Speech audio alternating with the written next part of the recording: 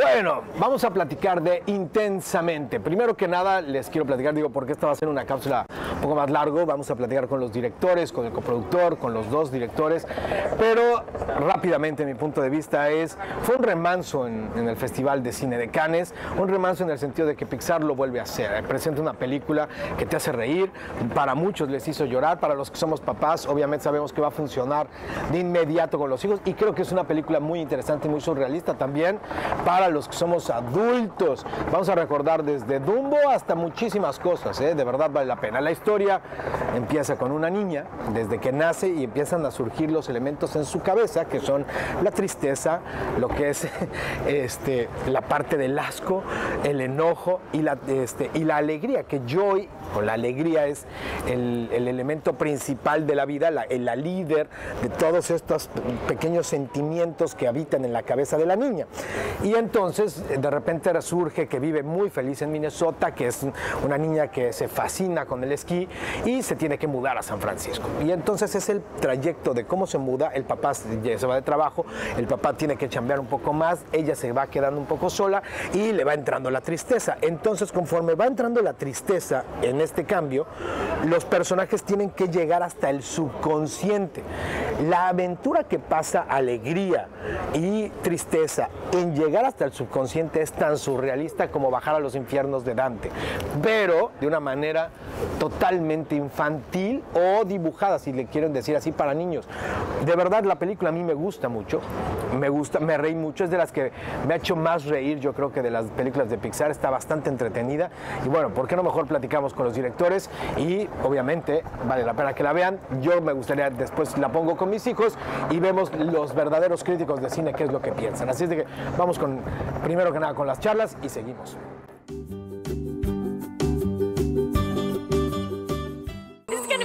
I love this part. She better take back those shoes. All right, what are we watching? First of all, thank you very much for your time. Congratulations for the film. Thanks. Like I told you, I have a daughter, 11 years old.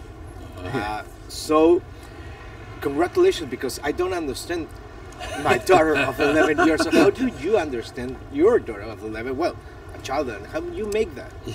Well, I feel like a lot of our job is to kind of be in tune with what childhood was about. And so I spent a lot of time thinking about things that I remembered as a kid or believed as a kid. That's kind of where Monsters Incorporated came from, is just knowing that, well, they were monsters that lived in my closet.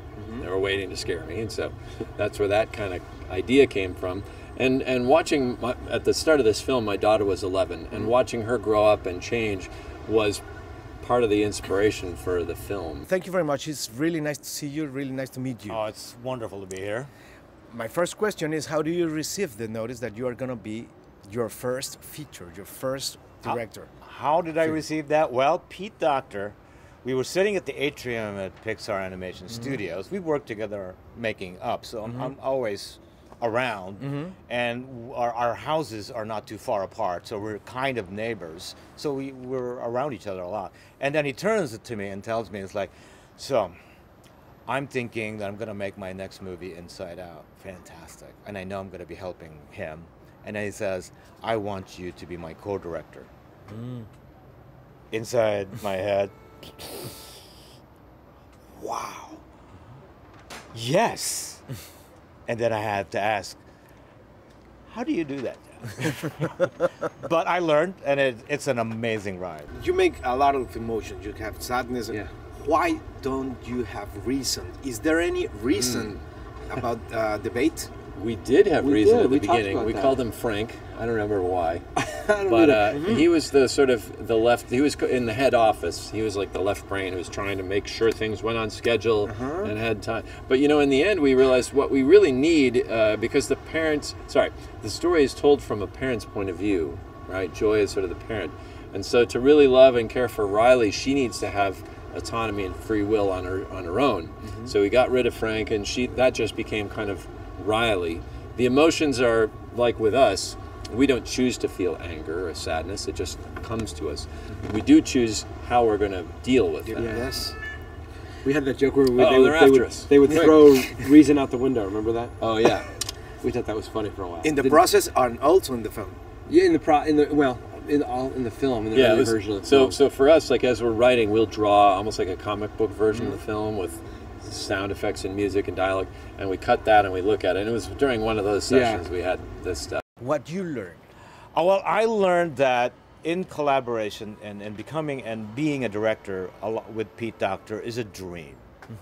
Because he is one of the most collaborative and welcoming of storytellers, especially in making a giant endeavor for a major studio. There's a lot of challenges. It's very stressful to actually make an animated film. In spite of the fact that we make very happy and enjoyable movies, it's not easy to make these things, or make any movie, you know.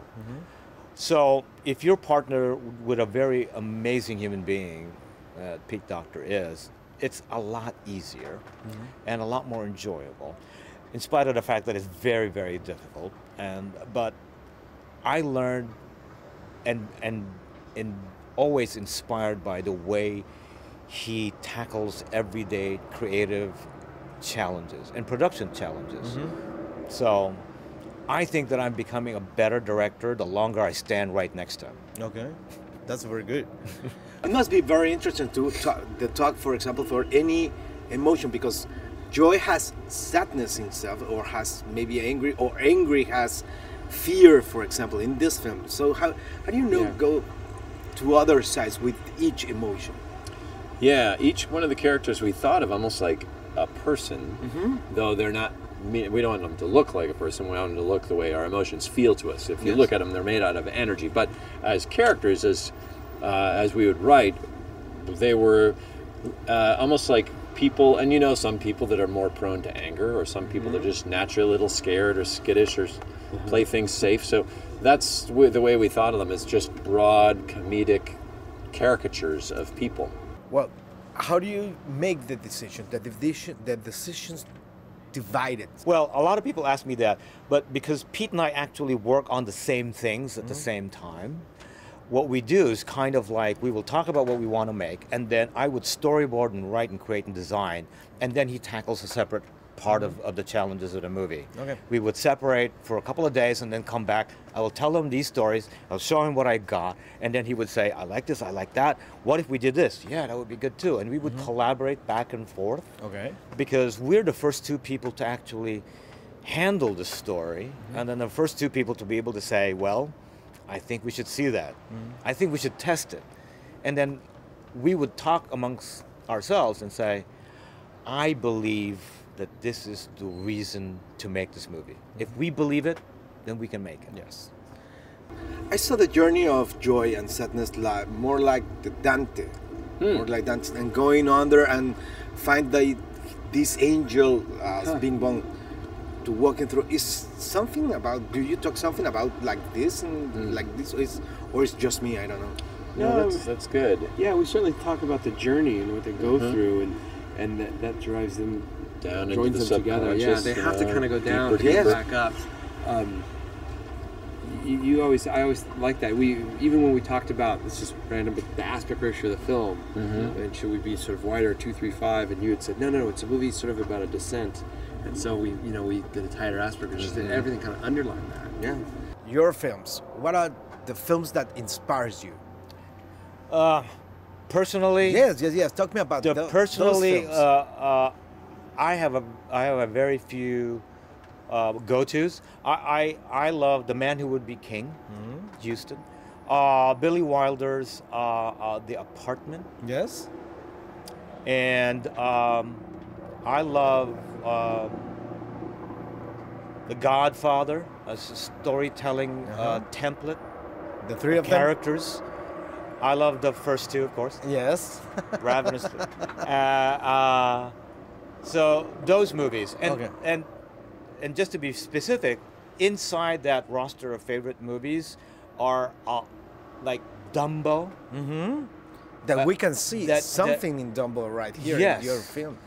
Dumbo is one of those animated features that a lot of people don't kind of put up there, but to us at Pixar, if I discover that there's someone who hasn't seen Dumbo, I want to show them Dumbo, because I want to experience watching you see Dumbo for the first time.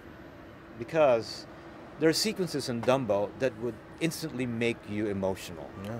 It's a story about circus elephants. Yes. with an anthropomorphic train.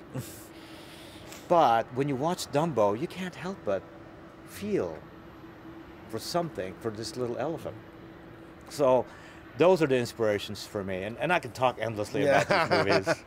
Well, my last question is, I saw a Dumbo influence, obviously. I saw that drunkenness, that... Oh, yeah. And Pink obviously elephant. the elephant, the Yeah. Bing Bong. I don't know, which other films that you have in mind, or do you have to resub for this kind of films?